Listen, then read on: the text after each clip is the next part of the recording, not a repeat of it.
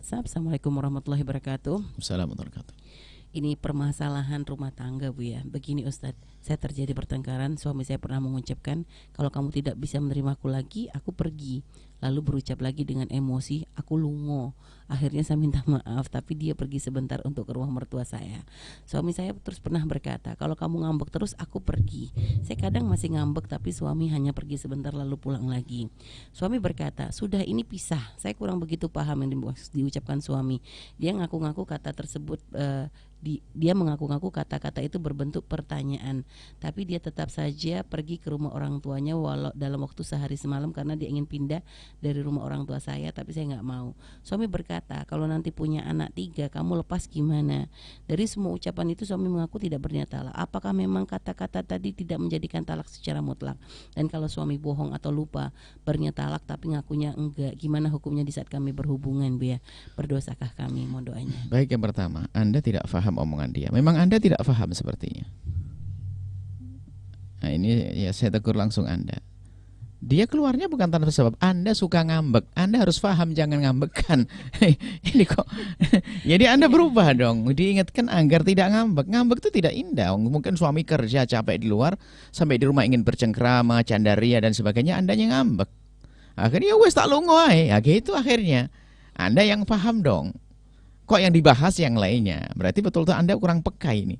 Ini urusannya dia keluar rumah karena ngambek, Anda bahas keluar rumahnya. Ngambeknya tidak Anda bahas. Yang dikhawatirkan ini apakah bab talak? Ini kan masalah ini dulu kan. Karena Anda ngambeknya kedua, ada keluarnya 2 kali 3 kali. Karena Anda kalau seandainya dari awal Anda sudah sadar, tidak akan ada yang kedua kalinya. Tidak ada yang ketiga kalinya. Sampai terakhir punya anak 3. Karena Anda tidak ada berubah. Ini banyak perempuan ini adalah manja yang salah. Dipikir kalau ngambek itu protes yang indah. Oh enggak. Tidak bikin kesel suami, pengen yang lihat istrinya senyum, istrinya ini tak tahu ngambek itu jangan dianggap wah nanti dapat, enggak, mengganggu hati seorang suami. Jadi ya Anda berubah dulu, baru setelah itu dijawab bab fikihnya ini. Jangan sampai punya jawab fikihnya Anda nggak berubah, nanti ngambek lagi, punya nasihati suami pun juga sama aja. Apa sih bikin Anda ngambek? Kalau protes duduk yang manis, bahkan kalau naklukkan suami bukan dengan ngambek, dengan senyum, dengan rayuan, tunduk itu suamimu. Dengan ngambek, ya telah hari lah. Ngambek kau semaumu, terserah. Ya gitu akhirnya. Banyak wanita yang tidak cerdas seperti itu. Kayaknya ngambek, protesnya aneh ya, nggak cerdas. Nah, Anda termasuk nggak cerdas kalau begitu. Sengaja saya tegur keras, kenapa? Saya rindu Anda bahagia setelah ini. Karena sampai berkali-kali tadi itu. Ngambek keluar lungo, terus ini, akhirnya sampai punya anak 3 selesai. Masya Allah, ini kan kelihatannya Anda sendiri yang menyebut, sumbernya dari Anda. Saya ngambek kan?